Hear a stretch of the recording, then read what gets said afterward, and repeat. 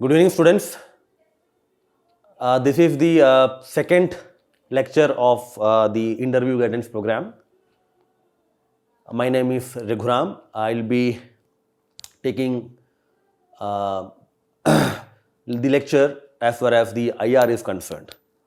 I hope you have seen the first video where we discussed the important issues and topics including the Gaza war, the Ukraine-Russia war, the West Asian normalization process, the assessment of India's G20 presidency, the BRICS summit, etc. etc. Today, we are going to see some other important developments which have been happening, and we will see how to formulate an appropriate opinion when faced with answering such tricky questions. The first thing which we are going to discuss is the, you know that what I am going to discuss. The Niger and Pannum issue.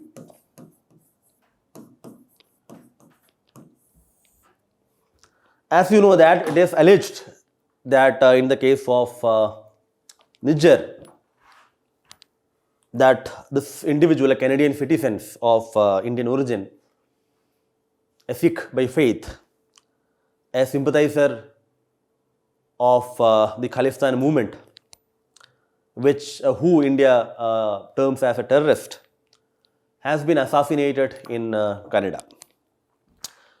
The Prime Minister of Canada has alleged that this assassination has the government of India's involvement. And this accusation has been made by the Canadian Prime Minister, Justin Trudeau, in the Parliament of Canada. And not only that, after that, he has also gone public about that in various other fora. And the second issue is, this American citizen, one of the founder of, leader of the Sikh for Justice movement. It is alleged that there has been an assassination attempt against this individual. I mean, the assassination was plotted, although it was not materialized. And it was alleged that the one Indian national, Nikhil Gupta, and who's handled by or who is supported by various government officials in India, have plotted to assassinate this individual. Now, as we are speaking, the Department of Justice in USA has filed a formal indictment in USA, and this Nikhil Gupta is fighting extradition from Czech Republic to USA. And one petition was also filed, in fact, filed by the relatives of Nikhil Gupta in the Supreme Court. Right. Now, what we are going to discuss here is this. What has been the response of the government of India, especially the Ministry of External Affairs, with respect to these allegations? Now, the question is, before discussing that, if we see this alleged accusation of India, that India is trying to do something called transnational repression.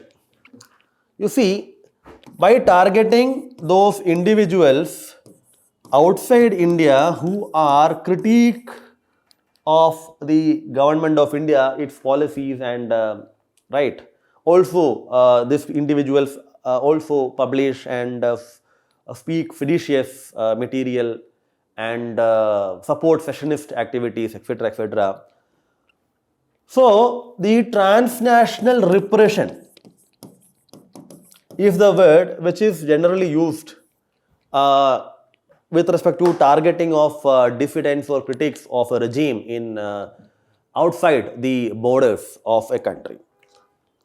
And if you remember, you know that there are countries which are famous for this transnational repression, like even murdering their critics, like you see, Jamal Khashoggi, the Saudi Arabian dissident and critic of Mohammed bin Salman, was murdered and dismembered in Turkey, and it is alleged that MBS was directly involved in it, right?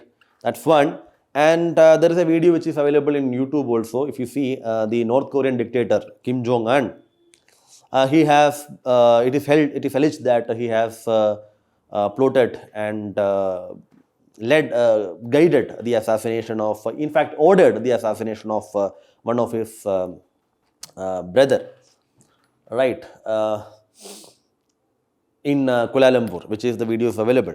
And you can also know that the Russian government is also been accused of doing that, right? And again, America, if you know, you know that this one general, Iranian general, was also been killed through drone attack in Iran.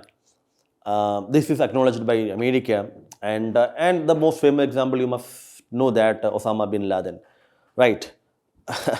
But the point is that India has never been accused of doing, this so-called transnational repression. But this might be the first, arguably the first instance where Indian government is being held responsible for such actions. Now, it is true that the way India reacted to the Canadian allegation is different. The way India reacted to the American allegation. Because if you see, as far as the Canadian allegation is concerned, India was very much forceful in rejecting this accusation and allegations, and even called Canada as a safe haven for terrorists, etc., etc. But you see, the government of India's position, we can, for the purpose of interview, we can use the External Affairs Minister's statement, in New York recently, where he categorically said that this is not India's policy, which means transnational repression is not government of India's policy, right? And he also added that we are willing to look into such issues, such concerns raised by our partners, but we require specific inputs. We cannot look into some issues without having any specifics.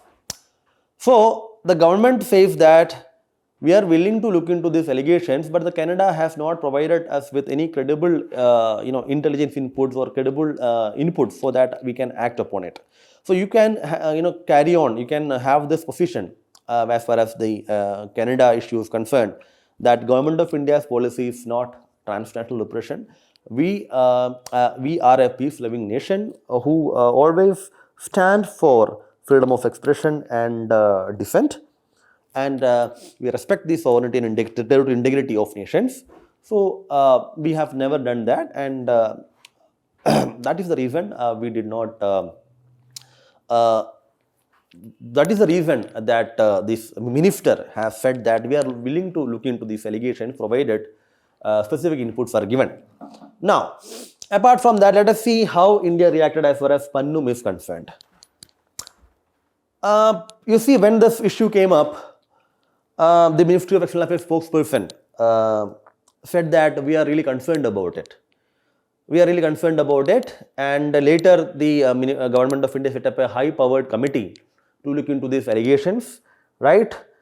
Not only that, when this issue was raised during an interview in Financial Times, you see, the Prime Minister of India stated that if any of our citizens have done something good or bad, then we are ready to look into it.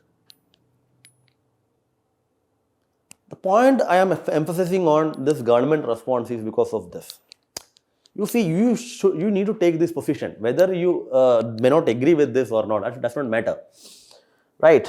Take this position that although the government is very much categorical in saying that it is not our policy, or we respect territorial integrity and sovereignty of nations, but if there are allegations of such, then it is necessary that a democratic nation, a country which abides by rule of law, should look into those allegations, especially raised by countries which are very close to us. You know the relationship between India and USA. So, but the question is the way both the responses were different. Tell us about the nature of depth and partnership which India has with USA and compared to Canada. And also, that India-Canada relation is also being impacted by historical reasons, especially from 1980s, the Khalistan, the separatism and the support, etc., etc. So India has been consistently raising this issue of Khalistani separatism, and Canada not acting against such actions. Actions of the Khalistani separatists in Canada against India's interest. Even Indian diplomats have also been, troubled by the some elements in Canada. So India views that Canada has been sympathetic to the Khalistani separatism and has not taken much steps to address India's concerns. Apart from that, this issue, this killing of Niger, this assassination of Niger comes in this backdrop of the Khalistani issue. But again, the way India views and values USA is much higher and broader and than India-Canada relation. That might explain the way the changes in response as far as India's response to Canada is concerned, India's response to this USA is concerned, right? Now, whether this allegation or accusation of government officials' involvement, although name of the official is not been disclosed, right, and any involvement of an Indian national to assassinate, to plot an assassination of an USA citizen in USA, will it, how is going to impact the India-USA relation? Will it impact in a serious manner that it will create a lot of problems for India-USA relation, or will this issue can be addressed in a manner which might not create problems for the bilateral relations? The point is that while this issue is being addressed through various channels, other aspects of bilateral relations and engagement can go on. If this is going to happen, or will this explosive allegation impact very badly India-US relation? You see, how to answer this question is this. Again, it is not necessary, it's not appropriate, it's not right to answer it is yes or no. No, you cannot say that yes, it will impact, you cannot say it will not impact. That is not you are supposed to answer the question. How you will answer, how you have to answer it? You need to formulate a proper view about this. India-USA relation, has been upgraded to, more than what we call a comprehensive strategic partnership.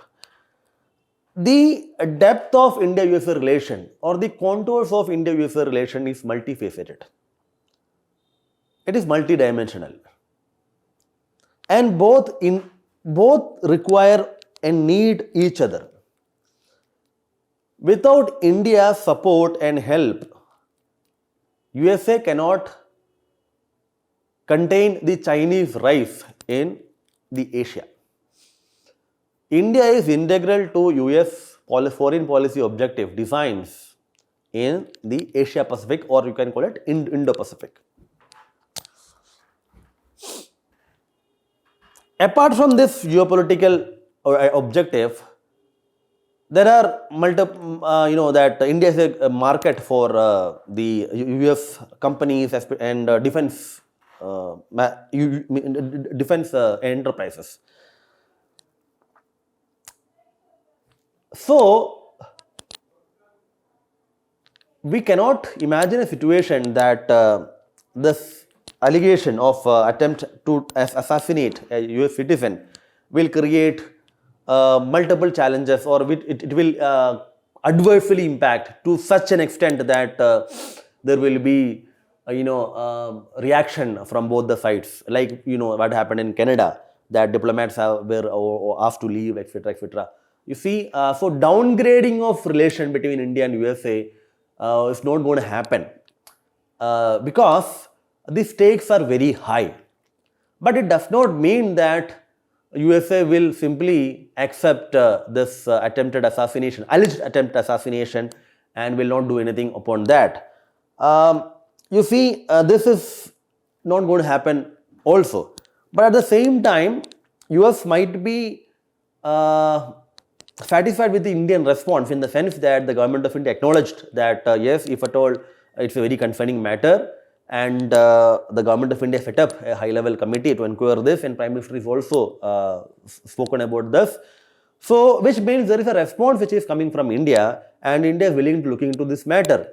So, let this matter, so USA might take this step that yes, this issue has been raised and India is investigating this issue, and at the same time there is a court process which is going on.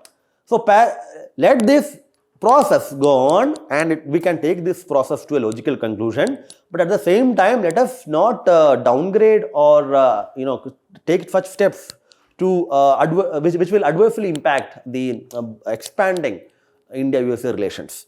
So this is one of this view, or this approach is what USA is going to take. This right. As far as India is concerned, India definitely value USA because, especially in the context of the the government which is at the center, values USA as a very important partner, and India also has, if you know that.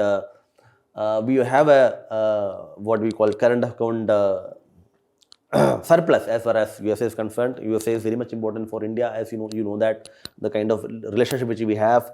We are also trying to diversify our dependency upon Russian arms, right? And there is also an increasing convergence of interest between Russia and China, right? So it might not be possible for us to completely depend upon Russia for our strategic and defense interest. So India also require USA, right, from the point of geo-economic as well as geopolitical aspects, right. We also require USA support at the international level, let's say UNSC and others, right. So India will also not take any steps to downgrade or reduce the scope of bilateral relations between India and USA. So both countries will view this issue from the point of realpolitik, pragmatism, and at the same time India has taken steps to assuage the concerns raised by the government of USA. It is necessary that this investigation, inquiry, be taken to logical conclusion. And if there is any truth in this allegation, then the responsible people needs to be punished. Because you see, India is seen as a nation which respects the sovereign rights of nations, which view nations on equality. A sovereign equality of nations is the fundamental governing principle of India's foreign relation. And India respects the territorial integrity and sovereignty of nation. So transnational repression violates these principles, right? And if at all, after the investigation and inquiry, etc., it emerges that there is collusion or connivance of any of the government official in this, then it is necessary that the government of India should take actions against them, because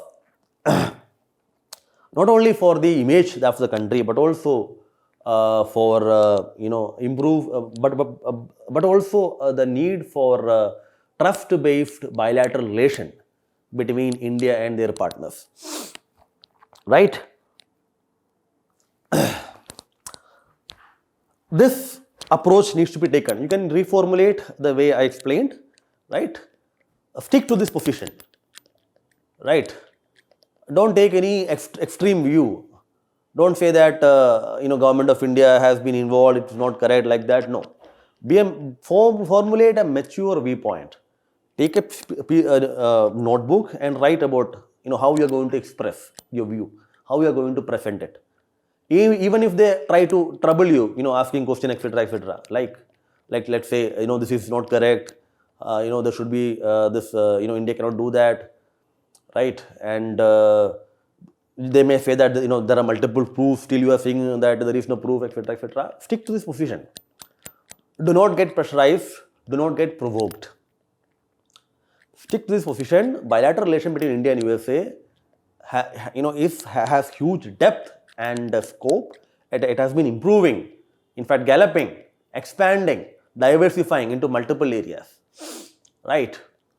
So this accusation allegation on the one hand has to be dealt properly as per the law of both the countries, but care must be taken to see that this issue is not impacting other aspects of relations adversely. It is also true that you might also say that Joe Biden was supposed to be the chief guest. Even India invited him to be the part of the Republic Day parade as a chief guest. But you see, the president of USA declined this invitation. The question might be asked, you see this, if it is very important, if India and USA relation is very important, how can you justify that the decision taken by the president of USA, wherein he declined the invitation to be a part of Republic Day parade as chief guest? Now, it's a tricky one. How will you answer that? You can say that, you see, next year is an election year in USA, 2024. And there is also an impeachment proceeding which is going on against Joe Biden, and there are also issues with respect to his son, etc., etc. So domestic politics, you can take this view that there is domestic compulsion and domestic politics, right, which is at play, and especially when there is an allegation of this nature of being being an attempt of assassination against a US citizen, like against a country. It will not send right signals to the domestic constituency in USA. So that might be a reason. But we need not read much into this. Clear? Okay. Now, linking with this is another issue which I want to discuss, is the issue of diaspora.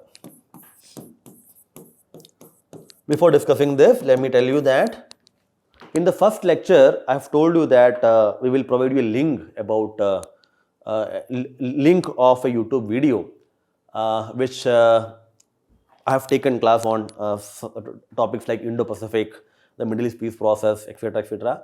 The link is available in the video which we uploaded. You'll find after description, you'll find a link. You click on that. So you can watch the video and you will get a crystal clear clarity on these issues, right? Watch that. Now, coming back to this diaspora, what I'm going to discuss here is this. Even before this attempted assassination or allegation of assassination, there have been divisions in Indian diaspora, especially in the West. And you know that diaspora is a question, is a topic which UPSC more often asks. Even in 2023 mains question was asked upon diaspora. In fact, we framed a question on diaspora in our test series also. Diaspora is an important thing which you know. Now what I'm going to discuss here is this. Even before these allegations of assassination, there have been some divisions within diaspora, especially in the West. I am saying, when I'm using the word West, it means USA, Canada, and some European nations, where Indian diaspora is prominently placed, including UK, Germany, etc. So before the allegations of assassination, the Indian diaspora was divided on identity and ideological factors. So there was a view, in fact there is a view, factors or moorings, moorings. There is a view that maybe it's a recent phenomenon, you may say.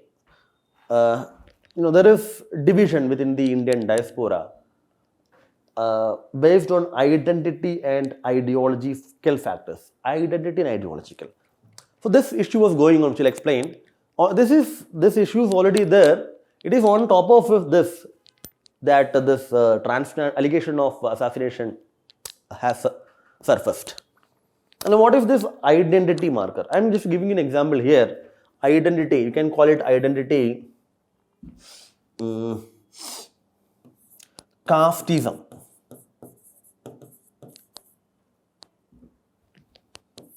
Caste, religion.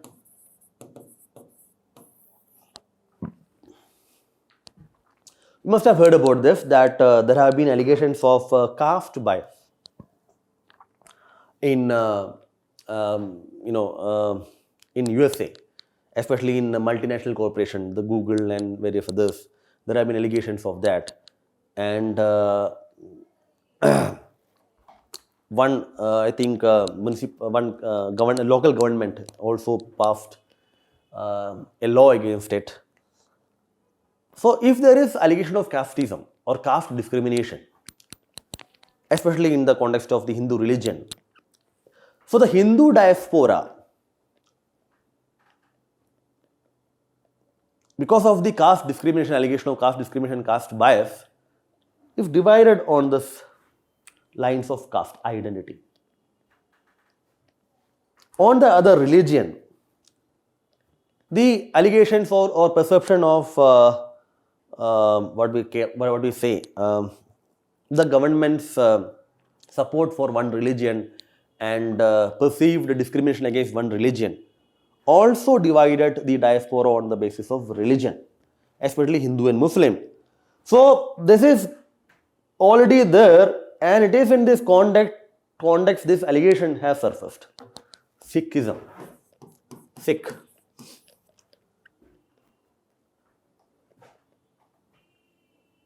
And recently also happened, temples are also been vandalized in USA, right? And there are also threats against Hindus. Reports say that Hindus in Canada and other nations. So the Indian diaspora, which was divided on caste line, although it is not significant, but it's a factor, and on religion, especially Hindu and Muslim, because of the alleged support and partisan nature and discrimination, etc., by the government of India. On the top of this, because of this assassination and this allegation of attempted assassination, further divided, further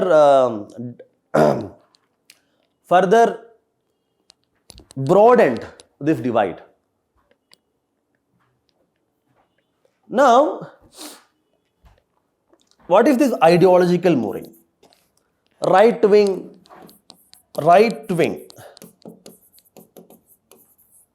You may call it left wing or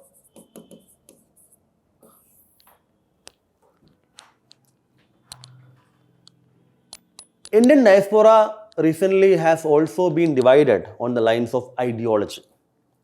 Nationalism, right wing, human rights. Generally, it is held that the right-wing diaspora support the government of India, the ruling party, and its positions, policies, etc.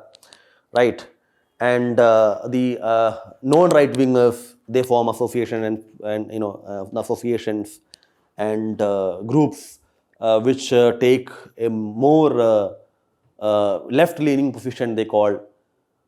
I'll give you an example. You will understand. There are two groups in USA. One is Hindus for human rights. Hindus for human rights. Then there is Hindu Foundation.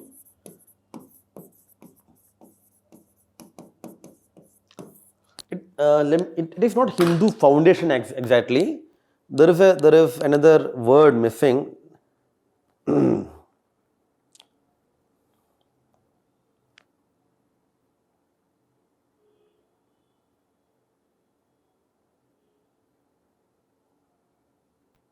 Hindu American Foundation, yes.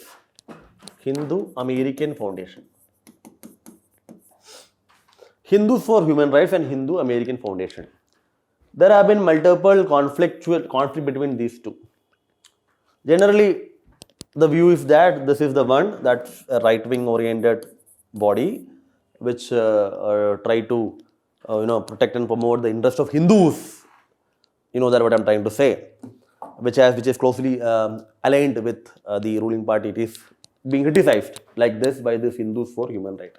Hindus for Human Rights Twitter handles and various other social media profiles have also been, I think, blocked in India. And this group has filed defamation proceedings in USA courts, etc., etc. So the Hindus, ideally all the diaspora, Indian diaspora, irrespective of their identity, ideology, their beliefs, support, etc., etc., should remain as a coherent, cohesive force. Then only they can support the Indian foreign policy objective. Then only they will support India's interest at the world level. If the diaspora is divided, then the force is also divided. The strength is also divided. There is unity in strength.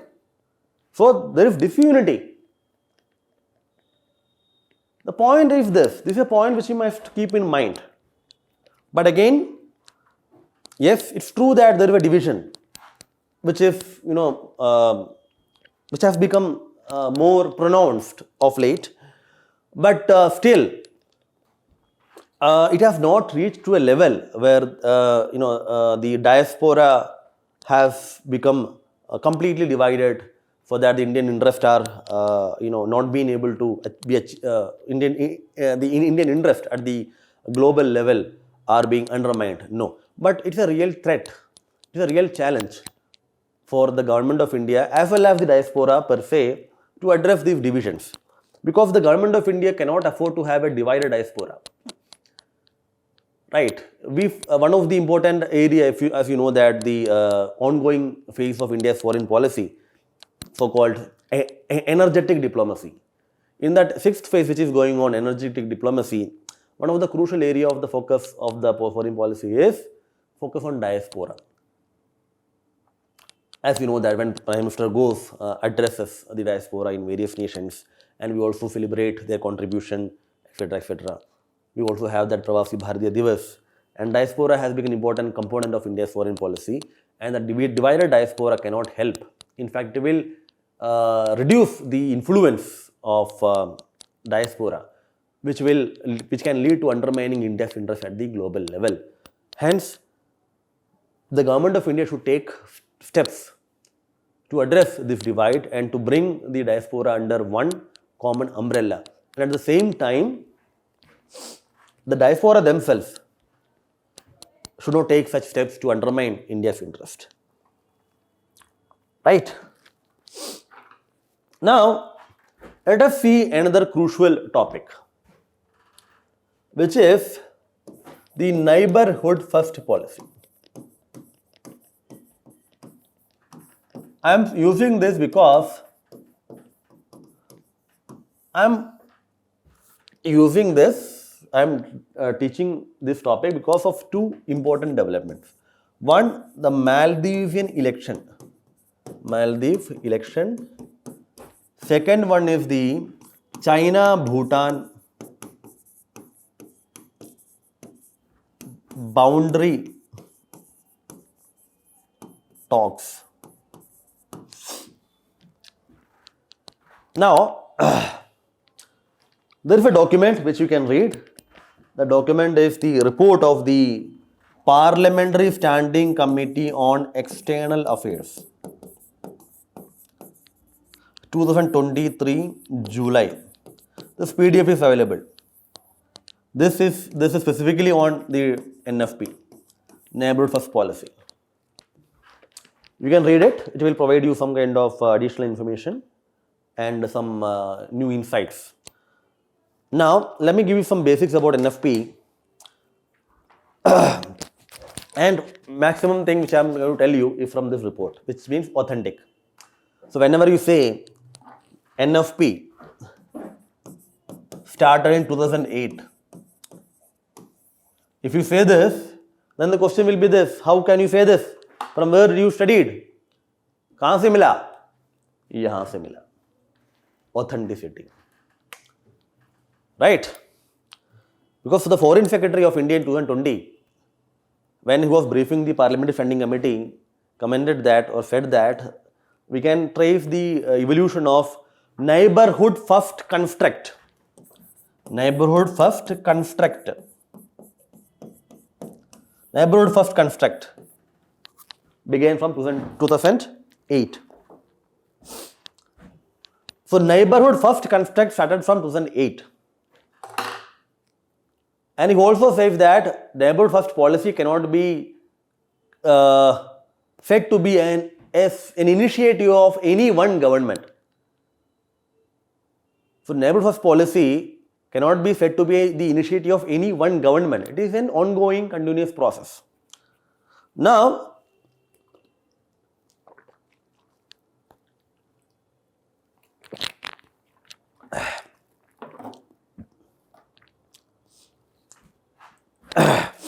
what has changed then? In 2014, when the new government took over, it decided to enhance the scope, ambit of neighborhood first policy. It has taken various steps, and on the basis of that, this name has come, neighborhood first policy. So, although neighborhood first construct was there in 2008, more force, more focus was given when the government changed at the union level. And you know that Prime Minister has requested, in fact, invited in 2014 the members of the heads of state of SAARC. So an outreach is being shown that the South Asia is an immediate priority as far as India's foreign policy is concerned. And if you see 2019, the BRICS head of states were also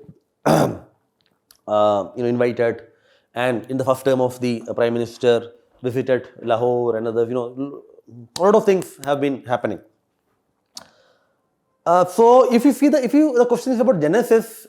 You see genesis as far as neighborhood is concerned. Neighborhood is concerned. Neighborhood first construct, this concept, this idea is a 2008 phenomenon. As per the Foreign Secretary's brief to the committee. But the neighborhood first policy has become more prominent. This policy has become an important aspect of the government of India in 2014, beginning from 2014, because an institutionalized approach for implementing this NFP was envisaged. Multiple joint working groups and mechanisms have been set up. So an institutionalized approach, establishing dedicated institutional mechanisms,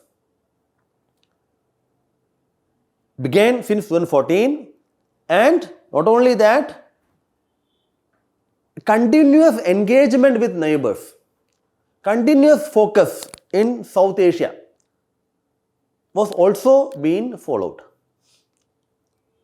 So continuity as well as institutionalization became two important pillars of neighborhood first policy beginning 2014. Now, what are the components of it? There are some important components. If you see this document itself says that this neighborhood first policy is central to India's foreign policy in South Asia.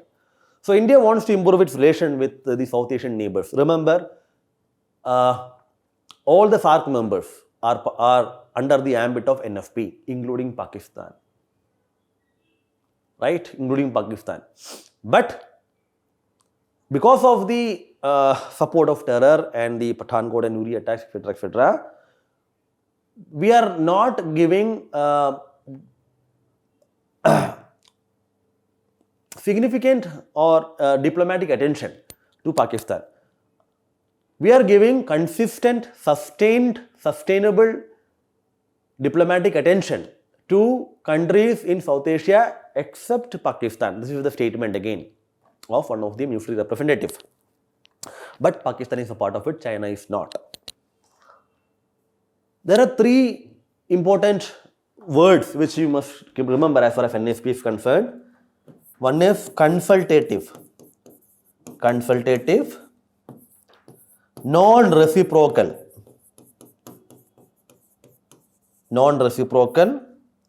outcome oriented.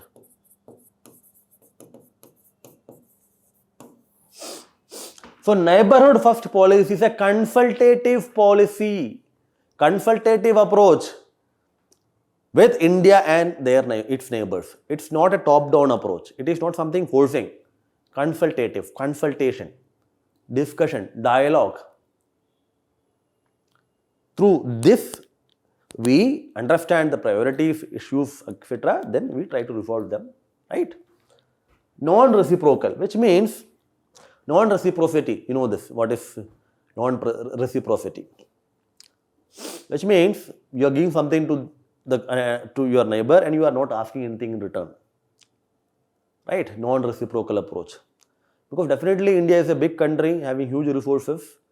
The neighbors do not have the resource or the capacity, right? So we are willingly helping them, not asking anything in return. But remember, there is no free lunch in diplomacy. But outcome oriented. This policy is not simply a statement of objectives, statement of aims. The fundamental tenet of this policy is outcome orientation. Simply entering into agreements and giving out statements, visits, setting up meeting, etc. are not the idea behind NFP. It is outcome orientation. So the process is outcome oriented.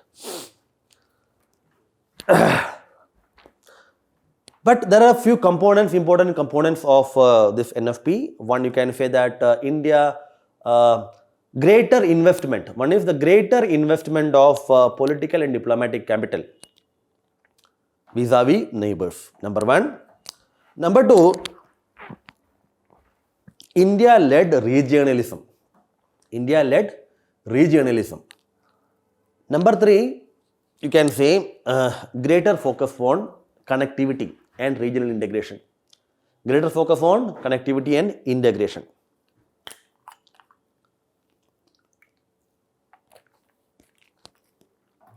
Then you can add,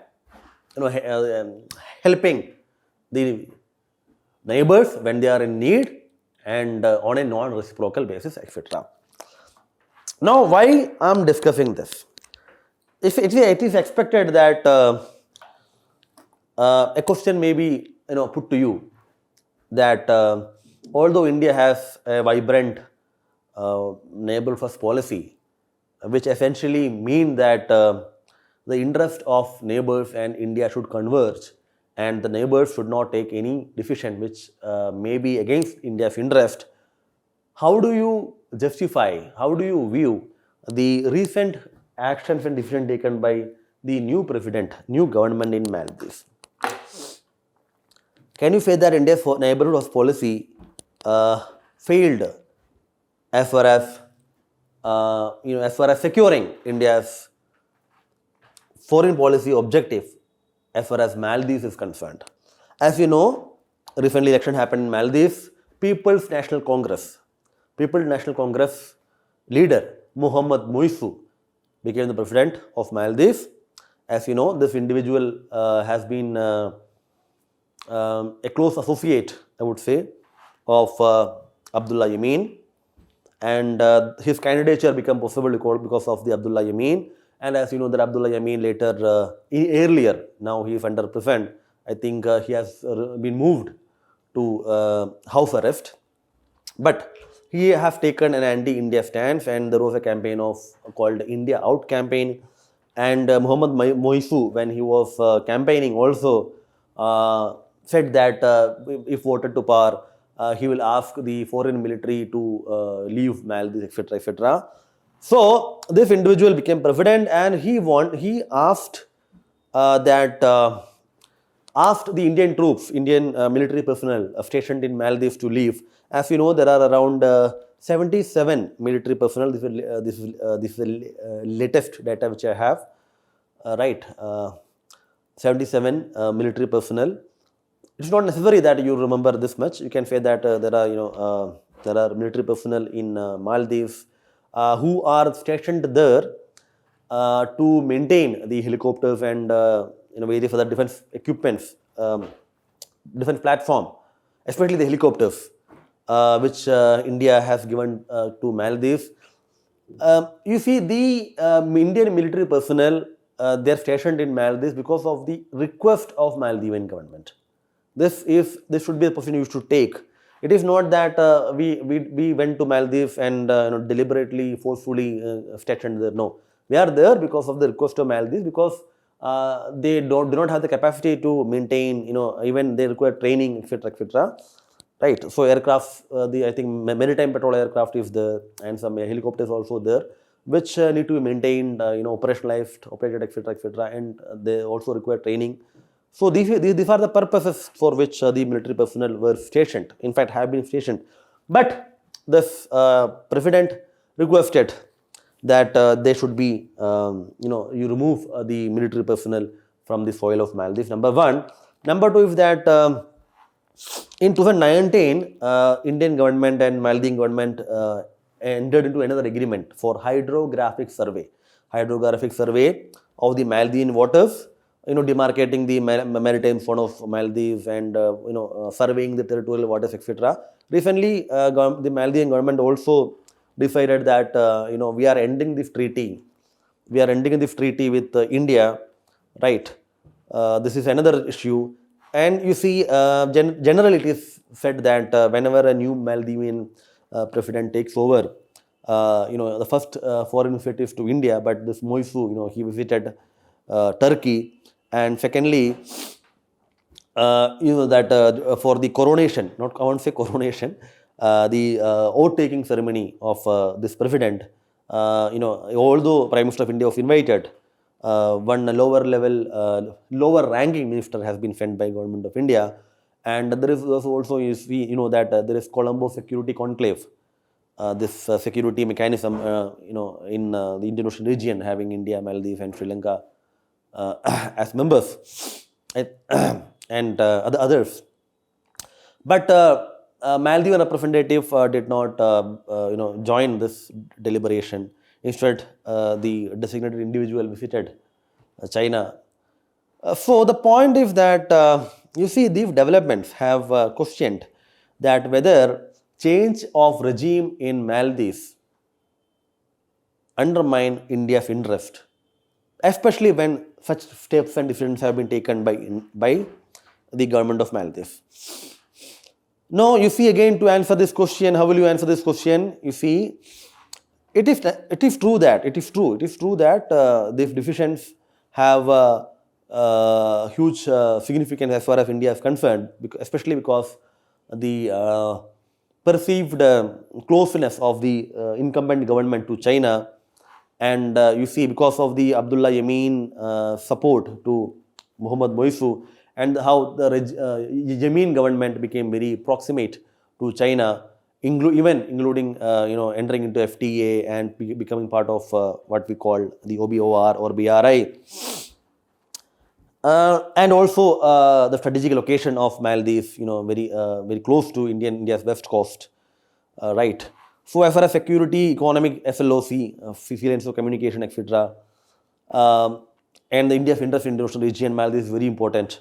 So Maldives government, which takes steps or decisions which will take it closer to China and away from India, will create challenges to India, no doubt about that. But the question is, will the government of Maldives take such significant decisions which will take it even more closer to China, or will it embrace China at the coast of India? Will Maldives embrace China at the coast of India is the question that is going to be, we are going to answer.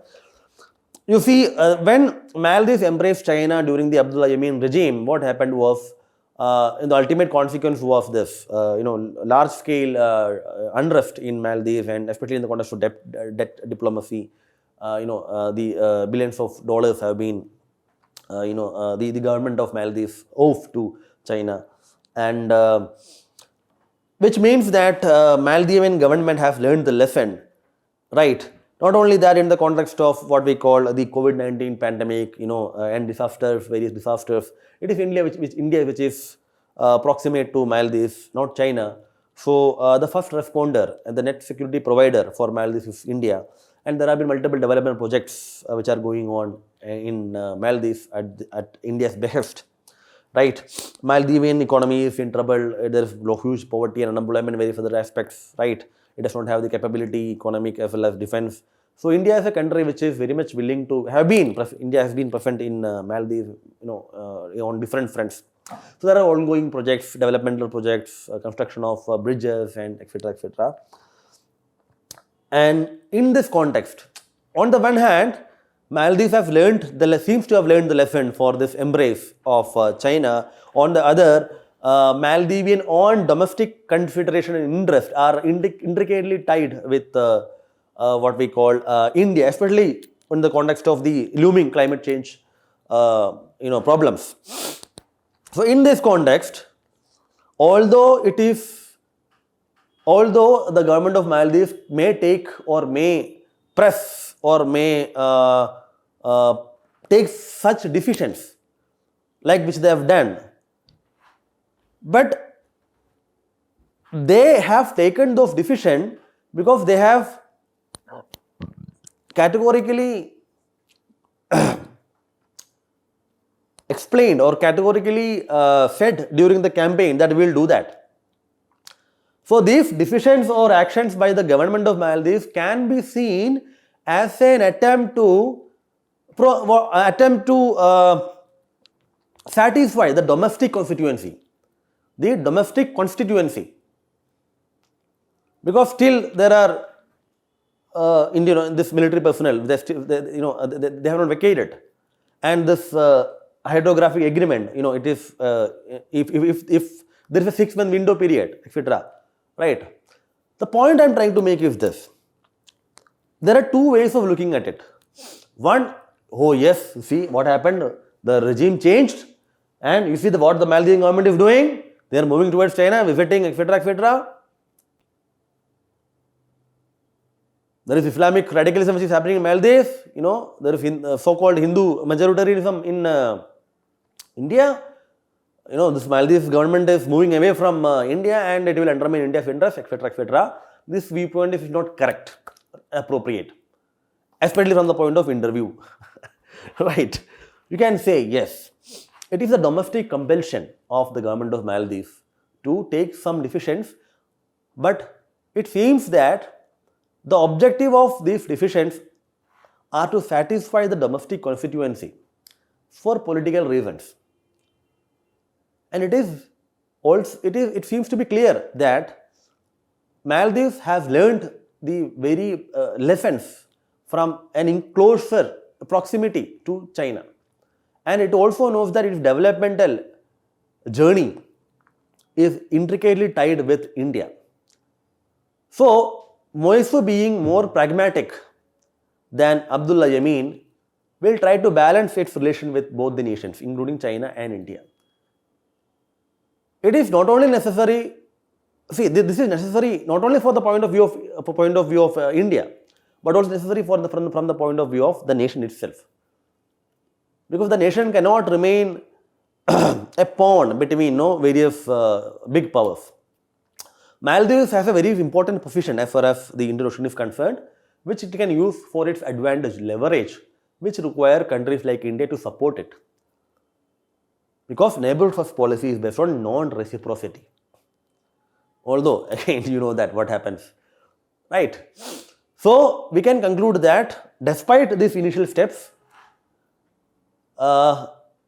we can safely assume that the Maldivian and Indian relation are destined to be moving forward and reach newer heights. However, complacency should not be there, and India should be very much careful about addressing the concerns raised by Maldivian government and it is necessary that India should try to develop a bipartisan consensus, which means whichever the regime in Maldives, whichever party is there, because we cannot control the domestic politics, India should have a very significant friendly coordinated relation with any government, whichever party is there in Maldives, right? So, if at all there are some narratives against India in Maldives, then India should use its good diplomatic officers and initiatives and developmental projects to change this narrative. And it is in the interest of Maldives to be with India than move away from India, right? That's one. Now, this is China-Bhutan boundary talks. As you are reading the newspaper, you know that 25th boundary level talks have recently concluded between Bhutan and China. You also know that Bhutan does not have any direct diplomatic relation with China. In fact, Bhutan does not have any direct diplomatic relation with none of the P5 nations. And you also know that the deep-rooted historical civilization ties between India and Bhutan. And you also know that China shares borders with 14 nations, land borders. Out of these 14, with 12 nations, China has a clearly demarcated land boundary. Only India and Bhutan remains as far as the boundary issues are concerned. And you also know that in 2017, this Doklam issue happened, wherein the Chinese military tried to construct a road in the disputed area in Doklam, which is a part of Bhutanese territory, and the Indian army, prevented this encroachment, right, etc., etc., etc. But on the one hand, this is happening. On the other, this boundary talks is going on. You know that there is an unsettled boundary between China and Bhutan. Although talks began in early 1980s, and which has been going on for this almost 4 decades, right? This talks are going on, and both Bhutanese government and Chinese government were not able to reach an agreement. But we are concerned with one important proposal of the Chinese government. To understand this important proposal, I'll show you a map, then you will understand this. This one.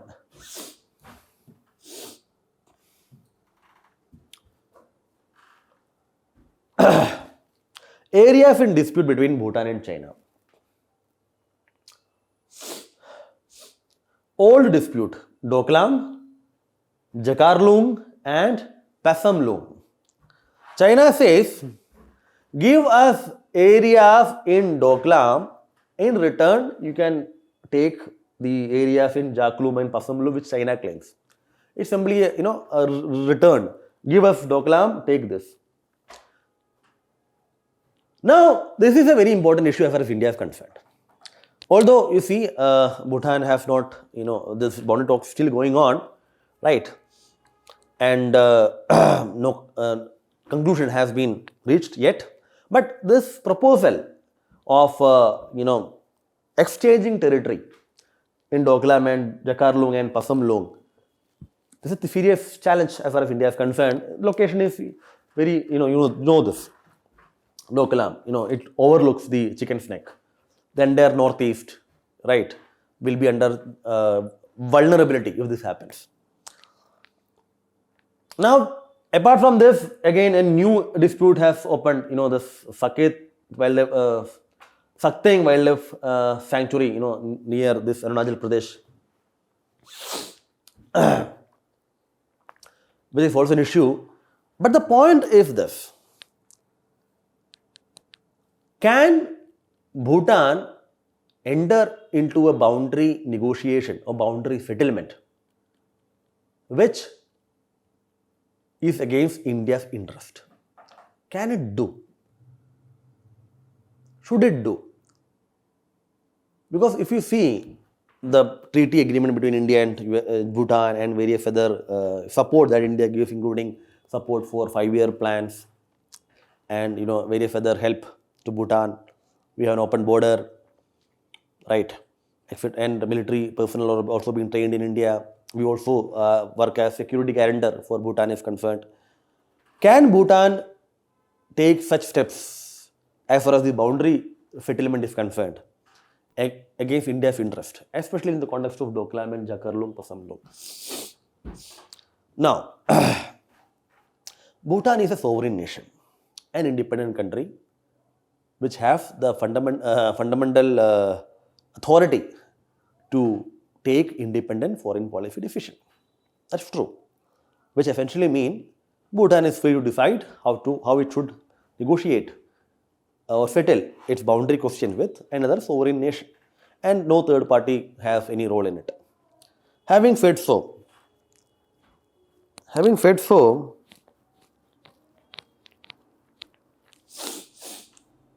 Bhutan knows the way China treats its neighbors.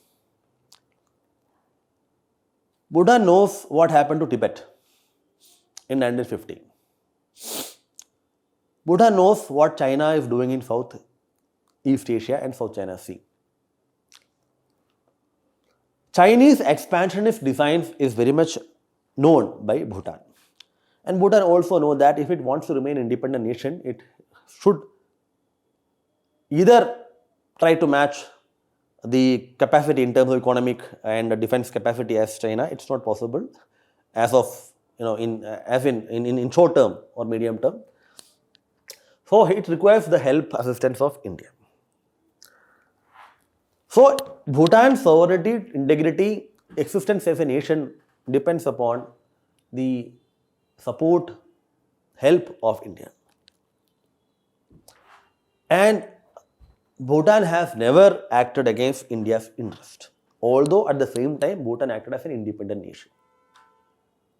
Foreign policy decisions do not operate in isolation.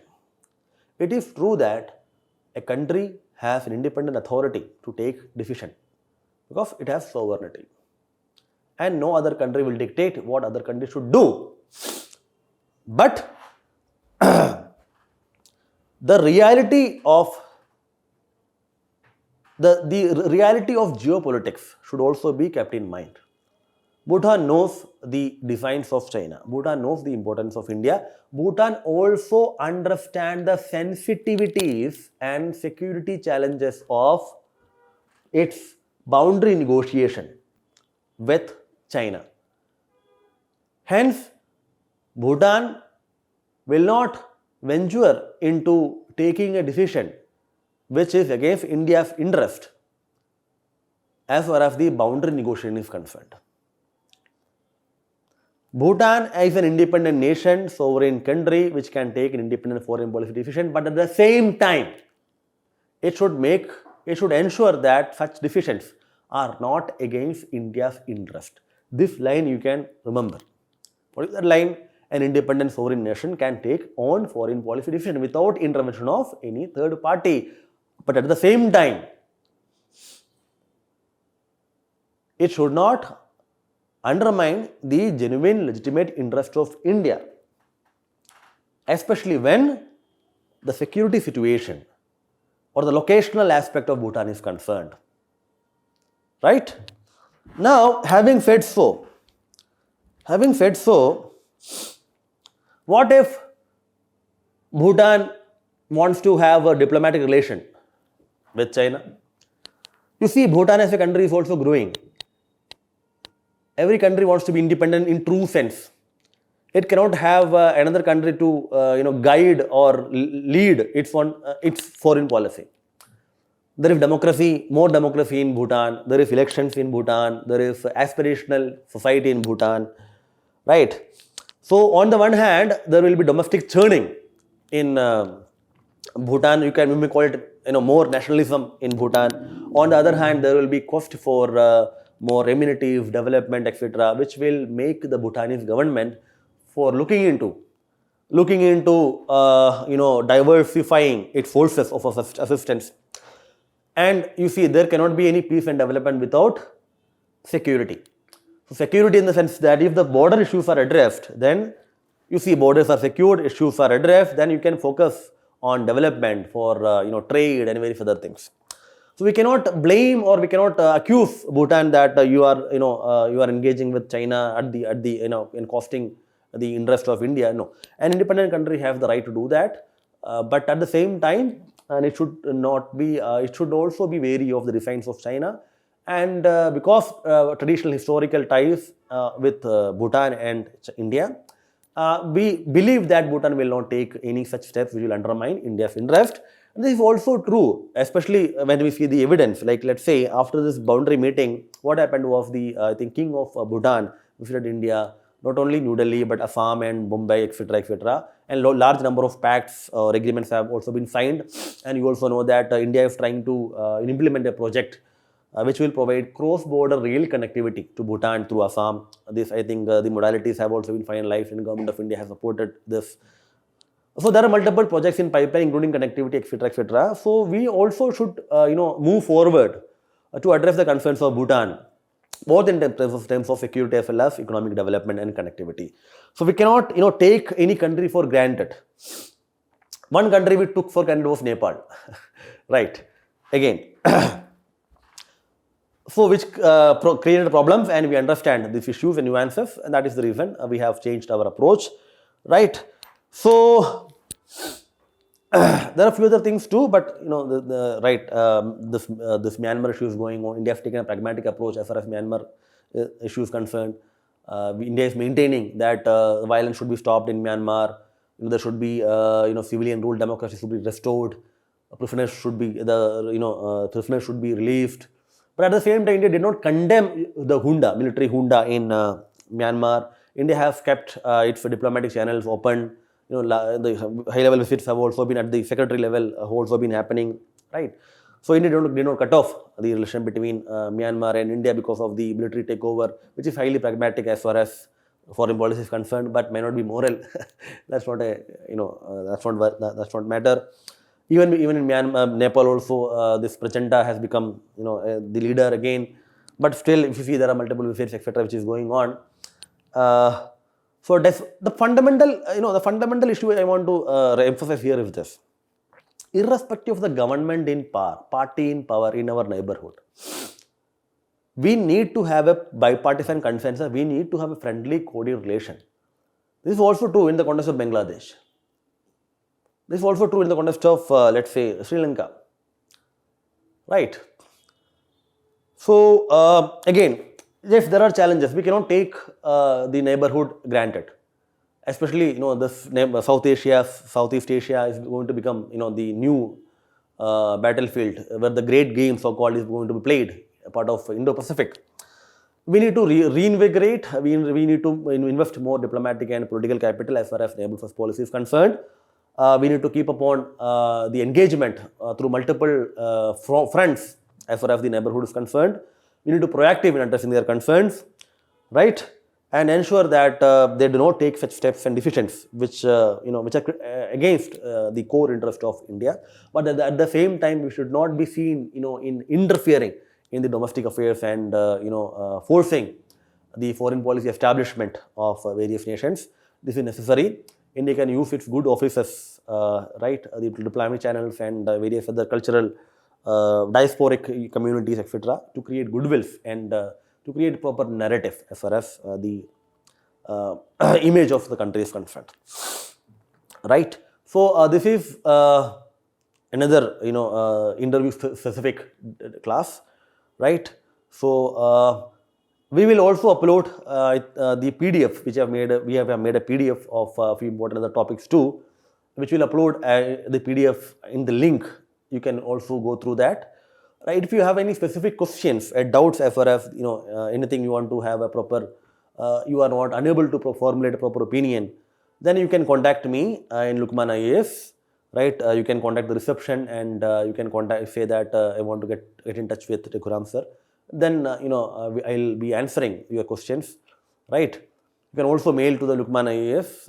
You can also add comment here in the box. Whichever way, we are here to support you. Right? Again, I should tell you that an appropriately formulated response is necessary. Generally, what the government says, That is what appropriate as far as interview is concerned. I am not saying that might be correct, but appropriate, right? All the best to you then. Thank you so much.